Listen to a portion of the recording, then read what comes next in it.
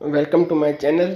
तो फ्रेंड्स, आज का हमारा वीडियो बनाने का मकसद ये है कि अभी हाल ही में यूपीएससी ने 5 जून 2022 को यूपीएससी प्रीलिम्स एग्ज़ाम कंडक्ट करवाई थी, जिस एग्ज़ाम में मैं भी अपीयर हुआ था।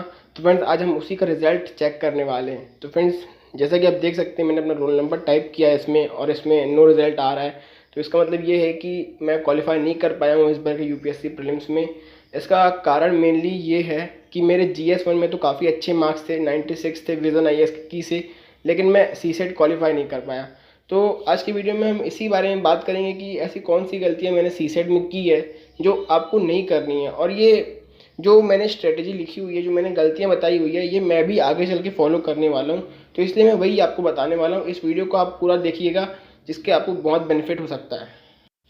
फ्रेंड्स, मैंने जैसे कि पेपर को एनालाइज किया था, तो मुझे 3 बड़ी मिस्टेक समझ में आई अपनी प्रिपरेशन में, और उसी कारण मेरे ख्याल से ही मेरा CSET क्वालिफाई नहीं हो पाया। पहली बात, लैक ऑफ प्रैक्टिस। फ्रेंड, जैसा कि मैंने CSET, मुझे पता तो था कि CSET में बहुत ज़्यादा लोग फेल हो रहे हैं और CSET का लेवल बहुत ही हाई करते जा रहा है यूपीएससी। तो इसके चलते मैंने पिछले साल से ही CSET की प्रिपरेशन करना शुरू कर दी थी, और मैंने बहुत अच्छे से जितने भी टॉपिक्स हैं, जिस मतलब पूरा पेपर को एनालाइज किया था कि कौन से टॉपिक से कितने ज़्यादा क्वेश्चन पूछ रहा है यूपीएससी। उन सारे टॉपिक को मैंने बहुत ही अच्छे से पढ़ के गया था मैं।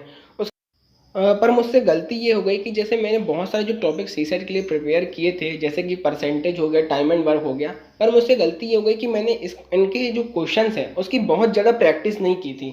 मैंने उतने ही क्वेश्चन की प्रैक्टिस की थी जितने वो यूट्यूब वीडियोज़ में जिनसे मैंने पढ़ा था CSET। उन्होंने सर ने जितने क्वेश्चन करवाए थे वो कम से कम 10 से 15-20 क्वेश्चन थे मैक्सिमम। मैंने सिर्फ उतने ही क्वेश्चन को सॉल्व किया था, पर लेकिन मैंने उसके लिए अलग से कोई प्रैक्टिस नहीं की थी, जो कि लगता है कि बहुत बड़ी मेरे से गलती हो गई थी। क्योंकि जब मैं एग्ज़ाम हॉल में गया, जब एग्ज़ाम वाले सिचुएशन में हम बैठ के पेपर देते हैं, तो अगर हमारी क्वेश्चन को लेकर प्रैक्टिस नहीं होगी तो इसका मतलब हमारी क्वेश्चन के ऊपर पकड़ नहीं है। फिर कोई भी क्वेश्चन यूपीएससी ऐसे डायरेक्ट क्वेश्चन तो पूछता नहीं है, वो घुमा के क्वेश्चन पूछता है, बहुत ही ज़्यादा टाइम कंज्यूमिंग होते हैं। तो जिससे हमारी प्रैक्टिस नहीं होती तो हमारे कॉन्सेप्ट और अच्छे से क्लियर नहीं हो पाते। अगर मैंने और प्रैक्टिस की होती तो मेरे कॉन्सेप्ट और अच्छे से क्लियर होते, और क्वेश्चन किसी भी डायरेक्शन में कोई भी घुमा के क्वेश्चन पूछ लेता, कैसा भी क्वेश्चन पूछ लेता, तो किसी भी टॉपिक से जो मैंने पढ़ा हुआ है मैं उसको अच्छे से कर पाता। तो मेरी सबसे पहले एडवाइस यही है कि अगर आप CSET पढ़ रहे हैं तो सिर्फ टॉपिक खत्म करने से मतलब नहीं है। आप ऐसे कोई भी बुक ले लीजिए जिसमें CSET के या फिर मैथ्स रीजनिंग के प्रैक्टिस क्वेश्चन दिए हुए, जैसे RS अग्रवाल की बुक आती है। आपको जो बुक अच्छी लगती है आप कोई भी एक बुक उठाए, अगर क्वेश्चन आपने कोई भी टॉपिक पढ़ लिया है तो फिर से क्वेश्चन लगाए, और जितनी ज़्यादा प्रैक्टिस आपकी हो सकती है, जब तक आपको लगे नहीं कि हाँ मेरा कॉन्सेप्ट क्लियर हो चुका है, तब तक आपको प्रैक्टिस करनी है।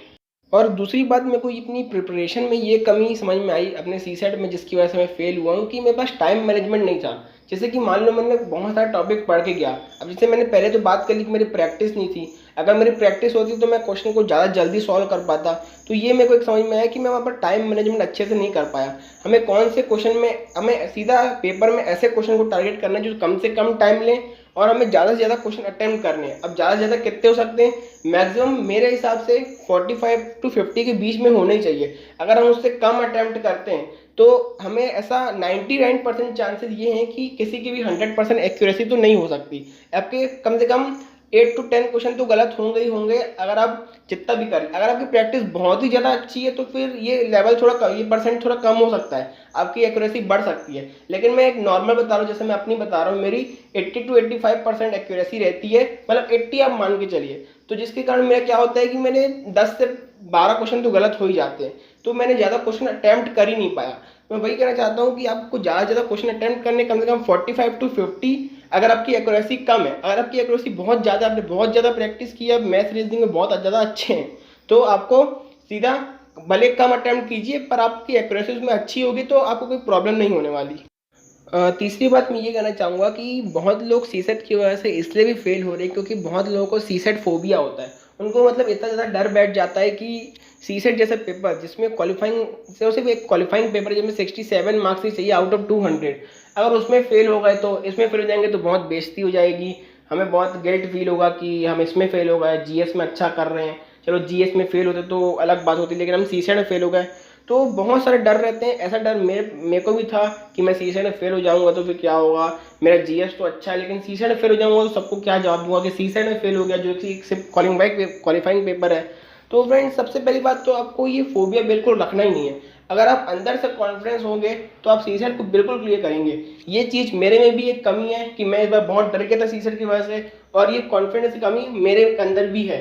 इसलिए मैं कह रहा हूँ कि मैं भी इस पे काम करूंगा, और मैं आपको पहले ही एडवाइस देना चाहता हूँ कि आप भी इस पे काम कीजिए, सीसेट फोबिया को अपने अंदर से दूर कीजिए और एक कॉन्फिडेंस लाइए कि हाँ, हम सीसेट को क्लियर कर सकते हैं।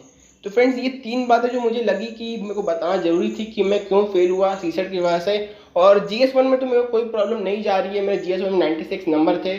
और अगर आपको जानना है कि मैं कैसे जीएस 1 की तैयारी करता हूँ, कौन कौन से सोर्सेस हैं मेरे, तो आप कमेंट में बताइएगा, मैं उसके लिए भी एक वीडियो लेके आऊँगा। तो मिलते हैं जल्दी एक नई वीडियो में।